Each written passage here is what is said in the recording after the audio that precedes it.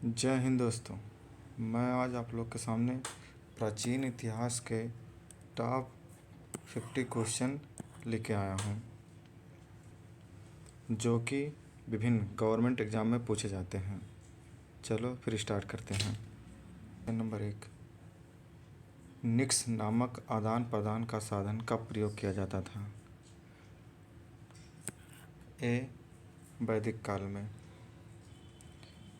अगला देखते हैं, इनमें से कौन विक्रमादित्य के नवरत्नों में नहीं था? तो सही उत्तर क्या होगा दोस्तों? डी, आर्यभट्ट। अगला देखते हैं, निम्न में से किसे जैस काव्य कहा जाता है? सही उत्तर क्या होगा दोस्तों? बी, महाभारत। इम्पॉर्टेंट फैक्ट हो जाएगा, महाभारत का मूल नाम जय संहिता था, जिसे जय काव्य कहा जाता था। नालंदा विश्वविद्यालय की स्थापना किसने की थी? सही उत्तर क्या होगा दोस्तों? बी, कुमारगुप्त। नेक्स्ट देखते हैं, निम्न में कौन सा दर्शन तार्किक है? सही उत्तर क्या होगा दोस्तों? बी, न्याय दर्शन। न्याय दर्शन तर्क पर आधारित है। इसके लेखक गौतम ऋषि थे। प्राचीन भारत की मंदिर निर्माण कला ऐहल किस शासन की थी? सही उत्तर क्या होगा दोस्तों? ए, चालुक्य की। इम्पॉर्टेंट हो जाएगा, इम्पॉर्टेंट नोट में, ऐहोल कर्नाटक के मंदिरों का एक गांव है जिसे विश्व धरोहर के रूप में घोषित किया गया है। इन्हें चालुक्यों ने बनवाया है। नेक्स्ट देखते हैं, याज्ञवल्क्य की स्मृति की रचना किस काल में हुई? सही उत्तर क्या होगा दोस्तों? सी, गुप्त काल में। याज्ञवल्क्य की स्मृति की रचना भारत के सर्वश्रेष्ठ दार्शनिक वाकल ऋषि ने की है। नेक्स्ट देखते हैं, निम्नलिखित में किस राजा को बचपन में सर्वदमन कहा जाता था? सही उत्तर क्या हो जाए दोस्तों? सी। देखते हैं, चंद्रगुप्त विक्रमादित्य के उत्तर पश्चिम भारत पर आधिपत्य के बारे में किस अभिलेख में लिखा गया है? सही उत्तर क्या होगा दोस्तों? सही उत्तर क्या होगा दोस्तों? इलाहाबाद शिलालेख। इम्पॉर्टेंट नोट, मेहरौली लोह स्तंभ लोहे का स्तंभ है जिस पर 1600 सालों से जंग नहीं लगा है।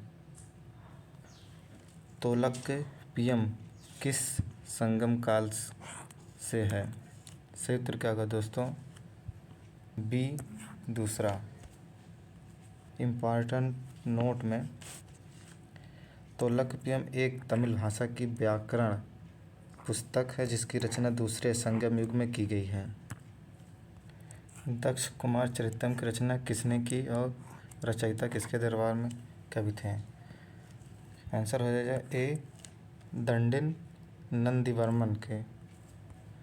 इम्पॉर्टेंट नोट्स में, दक्ष कुमार चरित्रम की रचना दंडित ने की जो नंदीवर्धन सिकंद के दरबार कवि थे। भाड़वी और दंडनी क्रमशः कृतार्जुनम और दासको मर्चिथम के लेखक पल्लव दलात में रहते थे। नेक्स्ट क्वेश्चन देखते हैं, पुष्यभूत वंश का संस्थापक कौन था? सही उत्तर क्या होगा दोस्तों? ए, पुष्यभूत। बाणभट्ट के अनुसार पुष्यमित्र वंश की स्थापना पुष्यभूत ने की। इसे वर्धन वंश भी कहा जाता है। नेक्स्ट देखते हैं, कर्नाटक में जैन धर्म का प्रचार किसने कराया? सही उत्तर क्या हो जाएगा दोस्तों? ए, चंद्रगुप्त मौर्य। इम्पॉर्टेंट नोट्स में, कर्नाटक में जैन मंदिर का प्रचार चंद्रगुप्त मौर्य ने कराया। उसने जैन मनु भद्रबाहु से दीक्षा ली और अपना अंतिम समय श्रवणबेलगोला में बिताया। नेक्स्ट क्वेश्चन देखते हैं, किस सातवाहन राजा ने शक राजाओं के मालवा को अब वापस जीत लिया? सही उत्तर क्या होगा दोस्तों? ए, गौतमी सातकर्णी।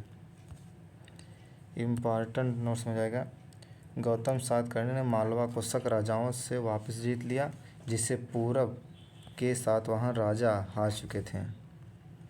नेक्स्ट देखते हैं, में विक्टोरिया के किस यवन राजा ने भारत पर आक्रमण किया था? सही उत्तर क्या हो जाएगा दोस्तों? ए डेमेट्रियस। इम्पॉर्टेंट नोट में डेमेट्रियस नामक यमन राजा ने भारत पर आक्रमण किया और मौर्य साम्राज्य का बड़ा इलाका जीता। नेक्स्ट देखते हैं, बोग जकोय अभिलेख कहाँ खोजा गया था? सही उत्तर क्या होगा दोस्तों? डी टर्की में। नेक्स्ट क्वेश्चन देखते हैं, निम्नलिखित में से किस काल में तांबे का सर्वप्रथम प्रयोग किया गया? सही उत्तर क्या हो जाएगा दोस्तों? डी ताम्रपाषाण काल में। इम्पॉर्टेंट नोट में ताम्रपाषाण काल में उन धातुओं का प्रयोग देखा गया जिसमें राजा सबसे पहले था। ताम्रपाषाण काल को नवपाषाण काल के नाम से भी जाना जाता है। नेक्स्ट देखते हैं, निम्नलिखित में से किसने सिंधु सभ्यता की बस्तियों में सबसे बड़ी एक रूपता देखी? सही उत्तर क्या होगा दोस्तों?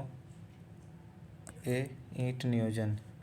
इम्पॉर्टेंट, नगरों नालियों संरचना ईंटों के अनुसार नालियों आदि के रूपरेखा में सबसे अधिक एक रूपता देखी गई। मोहनजोदड़ो, हड़प्पा, कालीबंगा और कोटगा सहित हड़प्पा शहरी ईंटों के विभिन्न प्रवेश स्थलों पर बड़े प्रवेश द्वार थी।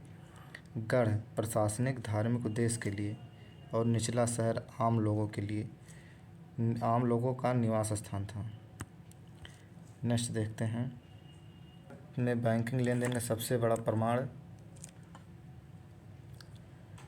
प्रमाण कहाँ से मिलता है? हो जाएगा आंसर नंबर ए वैदिक काल में।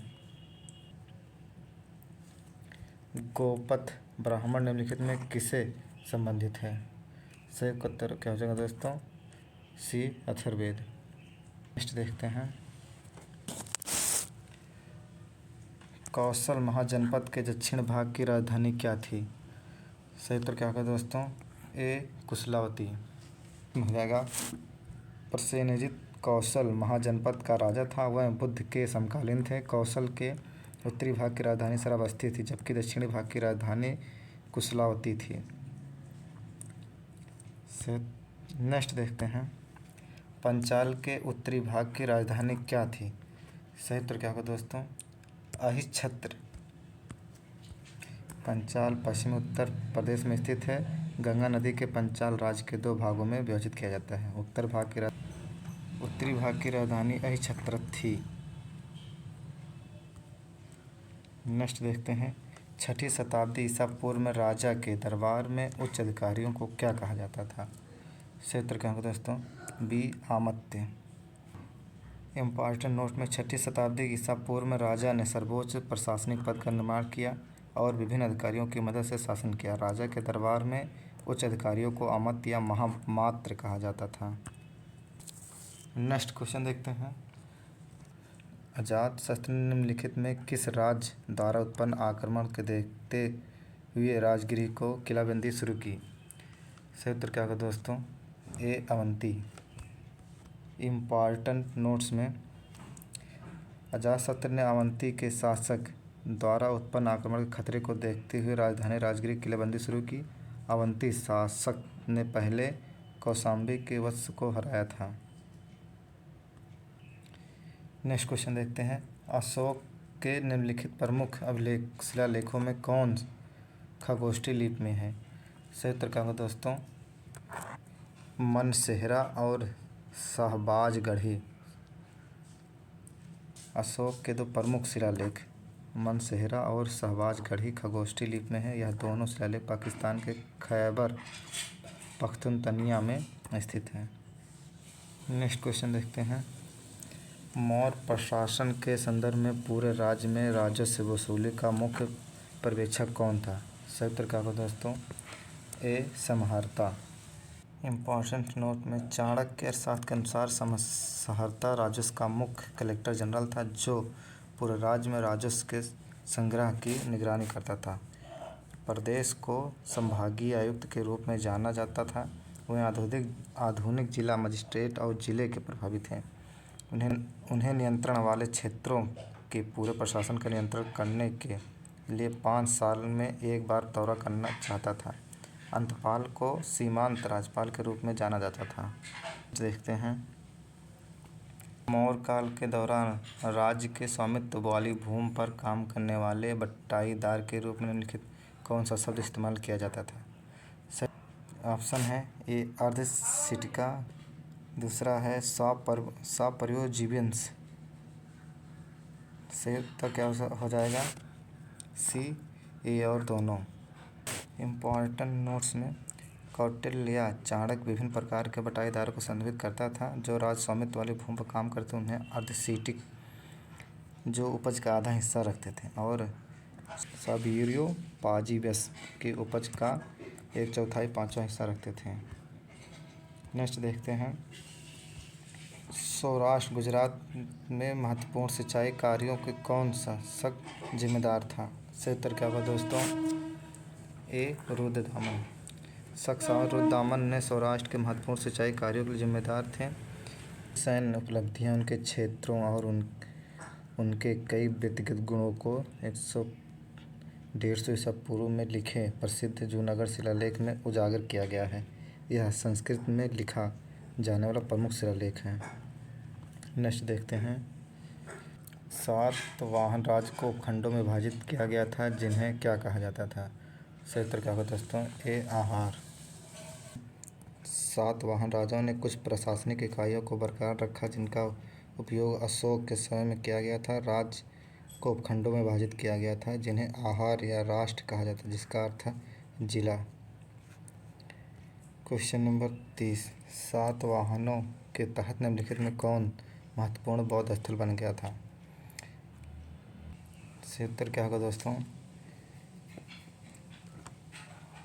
डी, नागार्जुन कोंडा, अमरावती, नासिक, जुनार, ये सभी बौद्ध स्थल बन गए थे।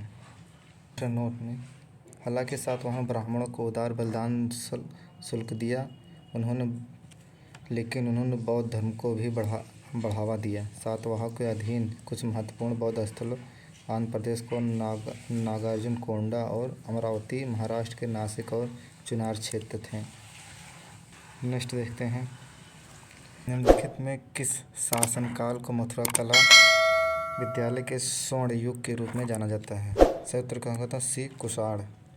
महत्वपूर्ण नोट्स, कुषाण राजा कनिष्क, होविक्सा और वासुदेव का काल मथुरा कला विद्यालय के लिए स्वर्ण युग माना जाता है। कला के मथुरा स्कूल का विषय बौद्ध से लेकर ब्राह्मणवादी, कभी कभी धर्मनिरपेक्ष तक भिन्न हो सकता है। शारीरिक हाव भाव के बजाय आंतरिक सुंदरता और चेहरे की भावनाओं पर अधिक जोर दिया जाता है।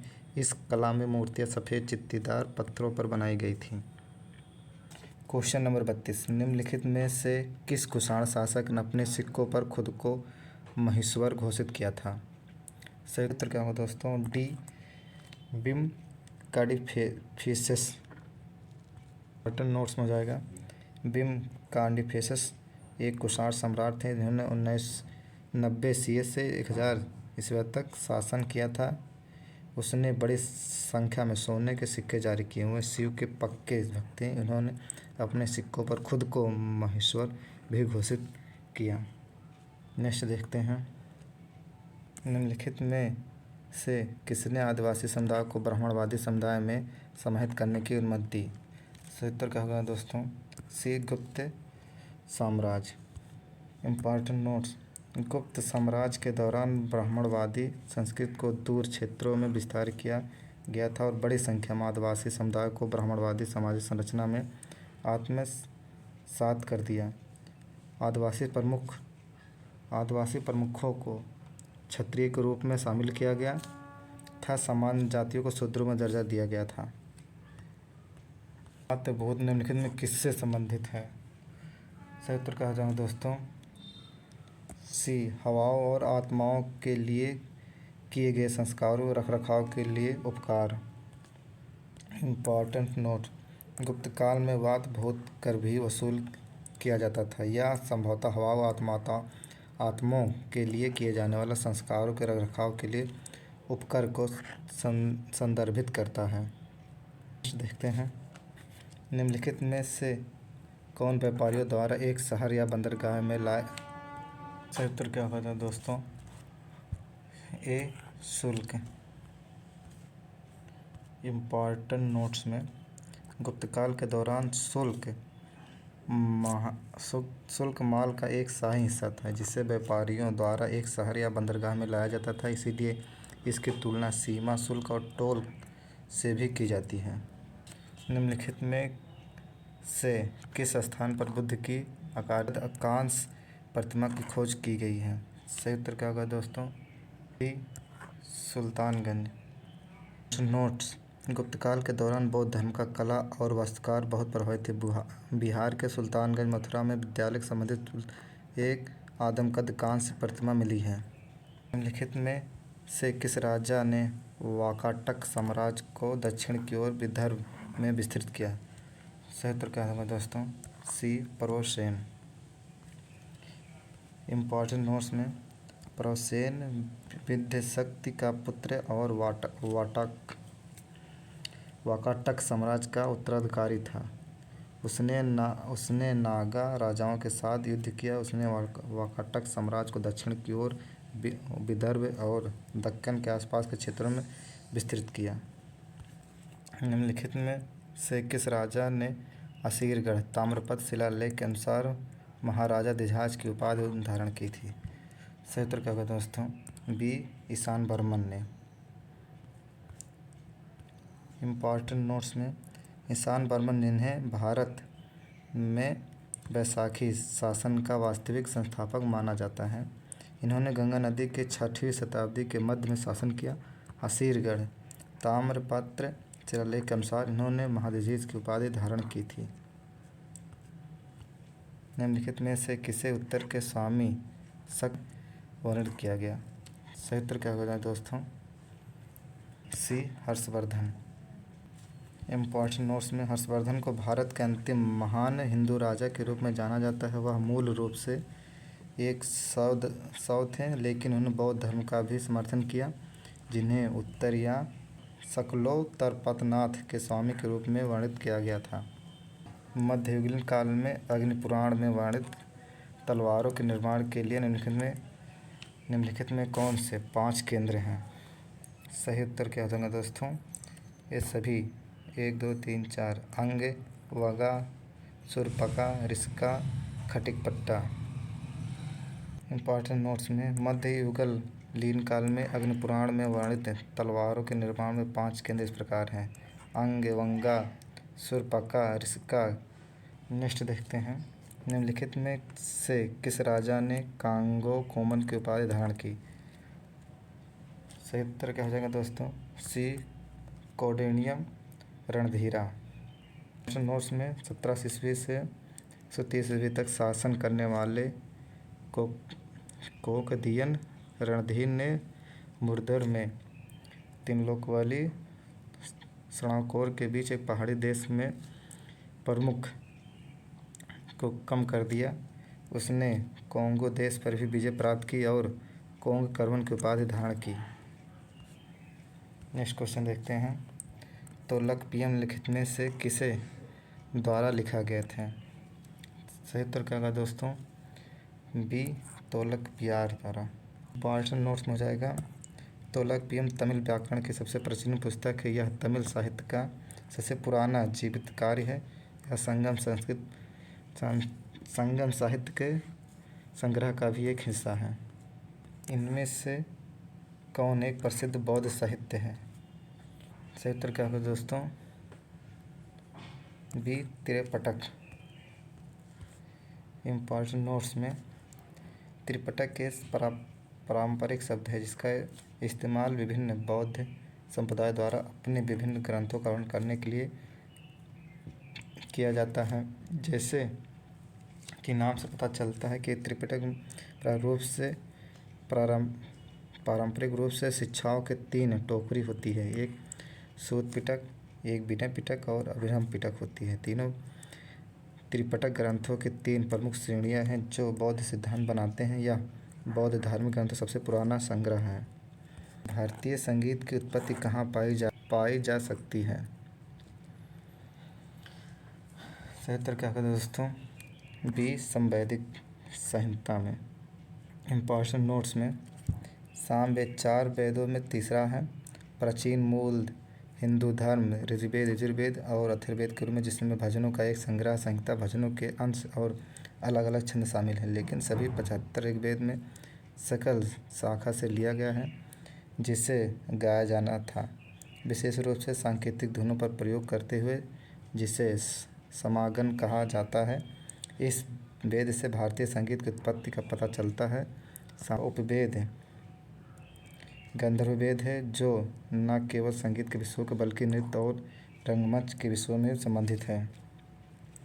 नेक्स्ट देखते हैं, निम्नलिखित में से कौन सी पुस्तक सूरदास द्वारा नहीं लिखी गई है? सही उत्तर क्या होगा दोस्तों? बी शुद्ध।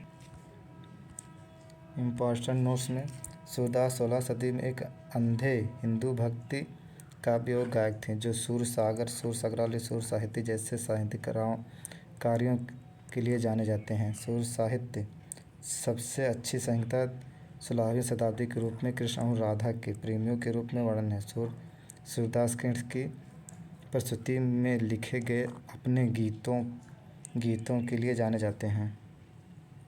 नेक्स्ट देखते हैं, चीनी अभिलेखों के अनुसार कनिष्क किस वर्ष गद्दी पर बैठा? सही उत्तर क्या होगा दोस्तों? बी 78 ईस्वी पूर्व। इम्पोर्टेंट नोट्स में कनिष्क कुषाण वंश 127 का एक सम्राट था, जिसने गंगा मैदान पर तार बेसिन में तूफान से लेकर पाटलिपुत्र तक फैले साम्राज्य पर शासन किया और अपनी सैन्य, राजनीति और आध्यात्मिक उपलब्धियों के लिए प्रसिद्ध था। कई लोगों का मानना है कि कनिष्क का युग 127 ईस्वी में हेरी फाल के ज़मीनी शोध के आधार पर प्रसिद्ध है। युहुची के चीनी अभिलेख इन्हें राजसभा के 78 ईस्वी पूर्व के रूप में दर्शाते हैं। वास्तव युग के संस्थापक थे, जो 78 ईस्वी में शुरू होता है। भारत में कुषाण मूर्तियों का सबसे बड़ा संग्रह किस संग्रहालय में है? सही उत्तर क्या होगा दोस्तों? डी मथुरा संग्रहालय। इम्पोर्टेंट नोट्स में मथुरा संग्रहालय 3री शताब्दी ईसा पूर्व में 12 शताब्दी ईसा पूर्व तक मथुरा स्कूल की प्राचीन मूर्तियों के प्रसिद्ध है, जिसने महान कुषाण और गुप्त सम्राट के शासनकालों के दौरान महिमा के शिखर को प्राप्त किया था। मथुरा स्कूल संस्कृत, ग्रीक, संस्कृत, बौद्ध धर्म के बीच सांस्कृतिक संबंधों का प्रतिनिधित्व करता है, जो मध्य एशिया में करीब 1000 वर्षों की अवधि में विकसित हुआ। नेक्स्ट देखते हैं, विक्रमशिला विद्यालय की स्थापना किस राजा ने की थी? सही उत्तर क्या होगा दोस्तों? सी धर्मपाल ने। इम्पोर्टेंट नोट्स में विक्रमशिला विद्यालय की स्थापना पाल सम्राट धर्मपाल 783 से 820 ने नालंदा में छात्रवृत्ति की गुणवत्ता की कथित गिरावट के जवाब में की थी। यह कथित तौर पर 1193 आसपास मोहम्मद बिन बख्तियार खिलजी की सेनाओं द्वारा नष्ट कर दिया गया था। 16 महाजनपदों पर किस बौद्ध ग्रंथ का उल्लेख किया गया है? सही उत्तर क्या होगा दोस्तों? सी अगुंता निकाय।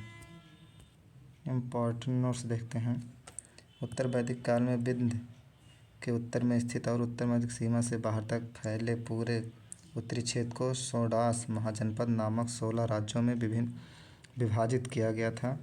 बौद्ध साहित्य विशेष रूप से अगुंतर निकाय में 16 महाजनपदों की सूची दी गई है। वह निम्न में गंधार, कम्बोज, उस्कावत, सावली, सुन्नेम, चैदी, मल्ल, कुरु, पंचाल, वजी, अंग, कौशल और मगध हैं। देखने के लिए धन्यवाद। मिलते हैं नेक्स्ट वीडियो में।